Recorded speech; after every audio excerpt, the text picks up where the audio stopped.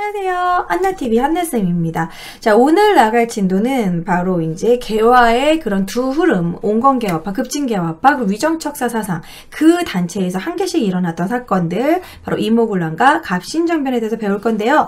자, 여러분, 신과 함께 하는 검 2주 패스 고급 213페이지 펼치시고 같이 공부해 보도록 하겠습니다. 자, 213페이지 37강. 근대적인 이런 개혁이 추진되었다. 근대적 개혁 추진에 대한 부분. 자, 이제 개화 세력이 이제 두 개로 나눠지게 돼요. 개화가 있고, 개화파들이 있고, 위정척사파가 있었습니다. 자, 개화와 위정척사가 있는데 이제 두 개로 나눠진다는 거죠. 개화가 이제 급진개화파가 있고, 온건 먼저 쓰죠. 온건개화파가 있고 급진개화파가 있었어요. 그러니까 온건개화파는 지금의 체계에서 천천히 점진적으로 서양의 것을 받아들이자는 건데, 동도서기론이라고 그래가지고 이런 동양의 정신, 서양의 기술, 청나라의 양무운동이 그런 정신이었거든요. 그래서 양무운동을 본따서 점진적으로 천천히 개화를 이룩하자, 그게 바로 온건개화파입니다. 온건개화파는 기존에 그 정권을 좀 잡고 있었던 세력들이 온건개화파였어요. 김홍집은 계속 나옵니다. 뭐 김홍집 내각 이래가지고 나라 팔아먹은 사람은 대표적인 사람이죠. 김홍집, 김윤식, 이런 사람들이 이제 온건개화파가 되는 거죠. 김홍집. 그래서 얘네들이 누구랑 손을 잡게 되냐면 바로 민씨 세력들과 명성황후의 그 뒤 세력들, 친척들, 민씨 세력들과 손을 잡고 점진적인 개혁을 하길 원했다는 거죠. 점진적 개혁. 천천히. 그래서 얘네들은 어떤 거를 좀 롤모델로 참았냐면 청의 양무운동 같은, 그 청의 양무운동을 약간 답습을 하는 그거에 영향을 받았다, 그렇게 생각하시면 됩니다. 그 다음에 이제 급진개화파 같은 경우에는 급하게, 우리나라도 좀 일본의 메이지 유신처럼 완벽하게 싹 바꿔야 된다, 단행해야 된다, 좀 급하게 개혁하는 걸 주장했던 김옥균, 박영효도 이제 태극기 만든 사람으로 유명하죠. 그러면서 또 대표적인 친일파죠. 박영효. 뭐 이런 사람들이 이제 개혁을 추진을 했고, 얘네들은 뭐를 주장했냐면 청의 내정 간섭에서 벗어나야 된다. 청의 간섭을 비판하고 청나라에 사대하는 것에 대해서 비판을 하는, 뭔가 우리 스스로 개혁해야 된다, 이런 식으로 주장을 했고, 그러면서도 약간 일본의 그런 도움을 받게 돼요. 그래서 얘네들은 좀 급진적인 개혁을 주장을 했고, 그래서 어느 거를 롤모델로 했냐면 일본의 메이지 유신처럼 개혁을 해야 된다라고 주장했던 게 바로 급진개화파입니다. 자, 그리고 이제 위정척사 사상도 이렇게 세 개로 또 나눌 수가 있어요. 위정척사라는 건 이제 배척하는 거, 받아들이지 않는 그런 약간 유생들한테서 이렇게 이어지는 사상인데, 위정척사 사상이 처음에 이제 흥선대원군이 통상 수교 거부 정책을 했을 때, 그때가 이제 척화주전론. 척화주전론은 그 척화비를 막 세우고 무조건 뭐 청나라든 일본이든 싸워야 한다, 주전론. 전쟁해야 된다, 배척해야 된다, 뭐 그런 주장입니다. 대표적으로 이항로가 척화주전론을 내세웠고, 그 다음에 이제 10년 뒤에 약간 분위기가 어떻게 바뀌냐면, 이제는 외놈이나 양놈이나 똑같아. 무조건 다 배척. 외양일체론입니다. 외양일체론. 외놈이나 양놈이나 똑같아. 같은 나쁜 놈들이야. 이런 식으로 외양일체론 주장하는 게 이제 최익현 상소문 때, 이제 이때가 바로 흥선대원군이 막 엄청나게 척화비 세우고, 그때. 그 다음에 영남만인소. 영남만인소라는 약간 상소문을 낸 사람, 그 사람이 이제 이만손. 이런 식으로 이제 위정척사 사상을 쭉 이어지게 되고, 이 정신이 나중에 이제 항일 운동을 할 때 의병 활동으로 이어지게 됩니다. 그래서 이들이 이제 의병장으로 활동을 하게 되고 계속 일본하고 싸우게 되는 거죠. 자, 그래서 이 각각의 라인에서 이제 사건을 일으키는데, 먼저 위정척사 사상 쪽에서 먼저 이모군란 일으킵니다.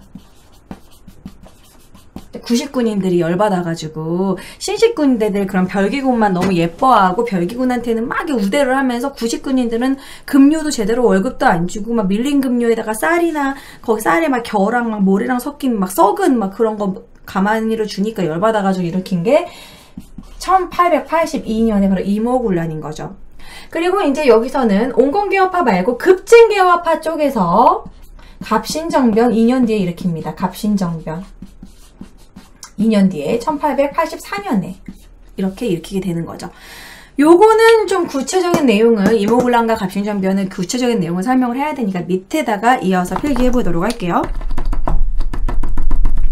자, 이 갑신정변과 이모군란은 이제 개화와 위정척사에서 싸우는 과정에서 이러한 국제정세 분위기에서 일어난 사건이다. 그래서 먼저 이제 이모군란이 일어났다고 했죠. 이모군란은 연도가 외우기 매우 쉽습니다. 1882. 좀 욕인데요. 1882. 빨리 월급 줘. 아, 짜증나. 열받아. 왜 월급을 안 주는 거야? 1882조. 이런 식으로 외우시면 좋고요. 이모군란은 이제 구식군인 차별 때문에 구식군인들의 차별 때문에 일어나게 됐다. 이때 사실 명성황후의 문제도 있었어요. 명성황후가 막 개화를 추진하고 뭐 이러면서 엄청 사치스럽게 돈을 막 탕진을 했고 밀린 급료를 제대로 주지 않았던 거야. 구식군인들이 거의 1년 넘게 월급을 받지 못했어. 1년 넘게 뭐 쫄쫄 굶다가 기껏 이렇게 월급을 쌀가마니로 받았는데 그 안에 막 모래와 흙이 섞여 있고 무게를 속인 거야. 그 안에 쌀은 몇 개 없었고 막 거의 이제 햅쌀도 아니고 묵은 쌀에다가 막 모래 섞여 있고 겨가 섞여 있으니까 얼마나 열받겠어. 그래서 폭발을 한 거예요. 사실 이 구식군인들은 명성황후를 잡아서 죽이려고 했었습니다. 그게 이모군란이고요. 근데 이모군란이 이제 구식군인들의 차별로 열받아가지고 이제 일본 공사관 불태워버리고 일본 교관 그 별개군의 교관을 살해해버렸어. 죽여버렸어. 그래서 죽이기도 하고 잠시 흥선대원군을 데려와서 흥선대원군을 민씨가 이제 도망갔으니까 죽지 않기 위해서 막 몰래 이제 등에 업고서 이제 도망갔어요. 내신가 아무튼 호위무사인가 그런 사람이 등에 업고 이제 도망갔어. 그래서 흥선대원군이 잠시 재집권했어요. 하지만 흥선대원군이 이제 명성황후가 청나라 군대를 가져왔고 데려왔고 도와달라고 SOS 했기 때문에 청으로 압송 끌고 가 체포 압송했다. 뭐 납치당했다. 뭐 이렇게 생각하시면 돼요. 자, 그러고 나서 이 이모군란이 다 끝나고 결국 우리는 일본과 무슨 조약을 맺게 되냐면 제물포 조약을 맺게 됩니다. 인천 제물포 항구에서 맺었다 해서 제물포 조약인데 내용은 간단해요. 일본 교관 살해했잖아. 그리고 일본 공사가 불태웠기 때문에 일본의 배상금.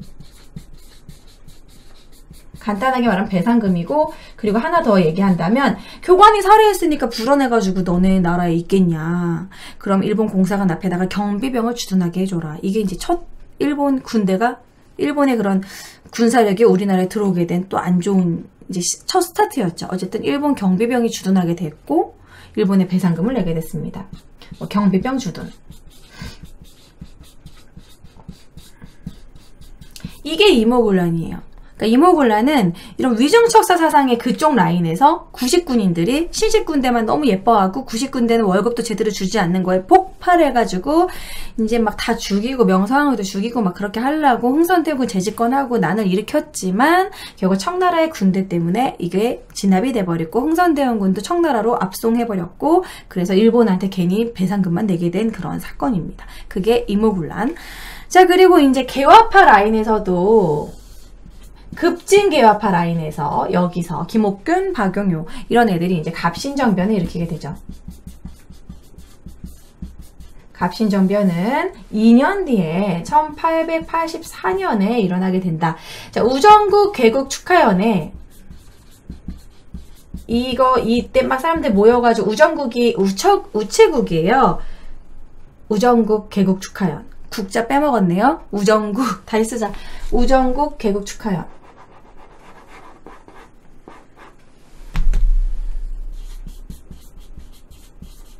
그래서 총 빵 쏘고서 이제 대표적인 이제 그런 사람들 죽이고 이제 난을 일으키려고 했는데 3일 천하로 끝나버렸어요. 근데 이때 이 급진개혁파들이 갑진전변을 일으킬 수 있었던 건 일본이 뒤에서 뒤를 봐주겠다, 도와주겠다, 약간 바람을 넣어가지고 결국 갑진전변을 일으킨 건데, 이때 얘네들이 주장했던 거는 14개조 정강이라고 있어요. 자, 그거는 교재에 나와 있습니다. 그래서 교재 14개조 정강 자체를 여러분들 다 암기하실 필요는 없어요. 근데 한 번씩 읽어보시면 됩니다. 뭐 대원군을 환국하고 뭐 내시부 폐지하고 등등등등등 뭐 이런 내용이에요. 그래서 이제 약간 그 내용 자체가 다 청나라에 사대하지 말아라, 청나라에 의존하지 말아라, 뭐 그런 내용이 주가 됩니다. 그래서 215페이지 교재에도 나오기 때문에 한번 읽어보시면 될 것 같아요. 14개조 정강이 왜 사실 그렇게 중요하지가 않냐면 이루어지지 못했기 때문에 3일 천하로 끝났기 때문이겠죠. 그래서 어쨌든 실패했어. 3일 천하로 실패. 실패하면은 그것에 따른 또 조약을 2개로 맺게 되죠. 조약을 뭐가 맺게 되냐면 한성조약과 텐진조약을 맺게 됩니다. 한성조약은 그냥 무조건 기승전 배상금이야. 일본 애들은 돈을 너무 좋아하지, 그쵸? 이거는 이때도 우정국 개국 축하연 때 또 일본 공사관이 불타고 일본이 피해를 봤어요. 그래서 일본 공사관 공격받았다 해서 일본의 배상금.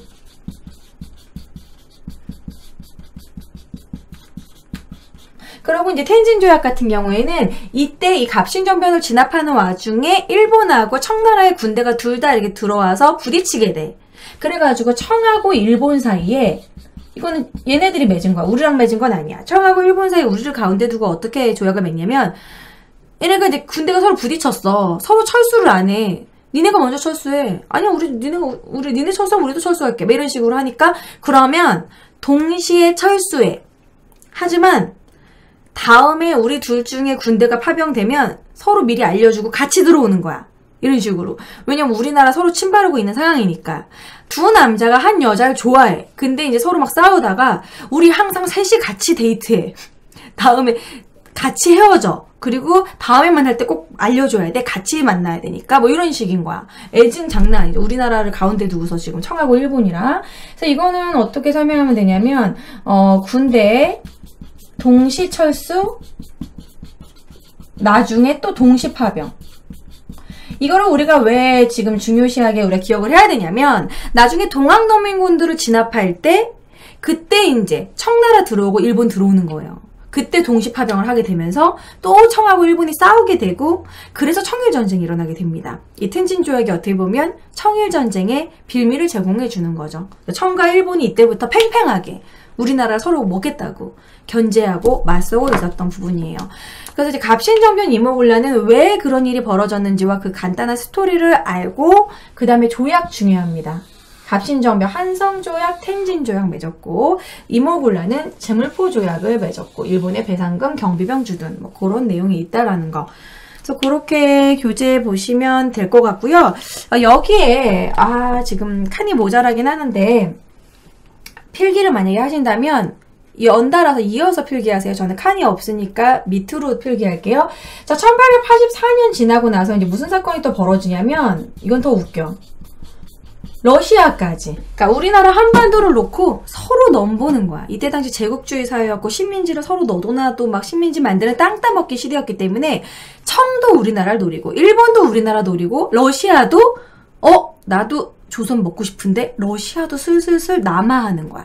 러시아는 항구가 얼어요. 추워. 그러니까 얼지 않은 항구를 만들기 위해서 우리나라를 노리는 거예요. 우리나라는 항구가 얼지 않고 위치적으로도 참 좋은 반도국이니까. 그래서 러시아가 점점 더 슬슬 내려왔어. 러시아가 남하하려고 하니까, 그러니까 이제 영국이 나는 못 먹지만 러시아가 먹는 건 싫어. 이런 식으로. 남 주긴 싫다. 이러면서 러시아의 남하를 저지하기 위해서 이제 지도 그릴 만한 데가 없네. 쪼만하게 한번 그려볼게요. 이렇게 있으면 청, 러시아, 일본 이렇게 노리고 있는데, 러시아가 내려오려고 하니까 이쪽에 남쪽에 검은도란 섬이 있어요. 여기에 이제 영국이 배를 이렇게 주둔하고 있는 거야. 러시아 내려오면은 나도 가만히 있지 않겠다는 거야. 영국까지. 그래서 우리나라를 지금 가운데 두고 러시아, 청나라, 일본, 영국까지 지금 넘보고 있는 그런 분위기인 거야. 그게 검은도 사건입니다. 러시아가 남하하려고 하자 영국의 검은도를 이렇게 주둔하고 있는. 영국이 약간 러시아 견제하는 사건, 그게 이제 거문도 사건이에요. 이것도 역시 1885년에 일어났고, 영국의 러시아 견제, 뭐 그런 사건이라고 할 수 있고, 거문도 사건 이후로는 또 밑에 칸이 없으니까 옆으로 쓸게요. 이 다음에는 이제 조선의 중립화론이 대두가 됐어요. 조선을 가지고 서로 못 가지고 안달이고 전쟁이 날 것 같으니 조선을 차라리 중립국으로 만들자. 예전에 스위스가 그랬었고, 뭐 예전에 타이도 약간 중립국이었고, 중간에 약간 완충지, 중립국이 돼서 서로 이렇게 나눠가는 약간 중립을 지키는 그런 중립국적인 게 있어요. 그러니까 누군가의 식민지가 차라리 되지 않고 아예 중립국이 돼버리자. 그러면서 서로의 이제 이점이라든지 이런 거를 서로 이제 회의해가지고 나눠갖고 뭐 그런 건데, 그것도 결국 좋지는 않지만 어쨌든 식민지는 피할 수 있으니까 중립국화하자. 그래서 중립화론을 주장을 한 게 6.1준이 주장을 하게 되죠. 조선이 식민지가 되지 않는 방법은 중립화 선언을 하고 중립국이 되는 수밖에 없다라고 이런 이야기가 나올 정도로, 그만큼 지금 이 내용은 우리나라를 가운데 두고 노린 강대국이 엄청 많았다, 뭐 그런 분위기였다라는 거죠. 여기서 결국 최후 승리자가 일본이 우리나라를 식민지하게 되는 거죠, 뒷부분에서. 자, 아무튼 여기까지 내용이 그런 내용입니다. 6.1준의 중립군론은 뭐 요런 내용이에요. 뭐 우리나라 지키려면 서로 보존하기 위해서는 중립국화 돼야 된다. 뭐 그런 식의 내용입니다. 자, 다음 시간에 동학농민운동으로 넘어가도록 할게요. 이게 한 번의 흐름으로 싹 정리하면 좋은데 좀 구체적으로 공부하다 보니까 좀 끊어서 진도 나가보도록 하겠습니다. 다음 시간에 38강 진도 나갈게요. 와주신 분들 구독! 좋아요, 구독하기와 좋아요 버튼 한 번씩, 영상 밑에 좋아요 한 번씩 눌러주시고요. 그리고 한나의 역사 스캔들 여러분 책 나왔으니까 한번 관심 가져주시고 꼭 사주시기 바랍니다. 안녕.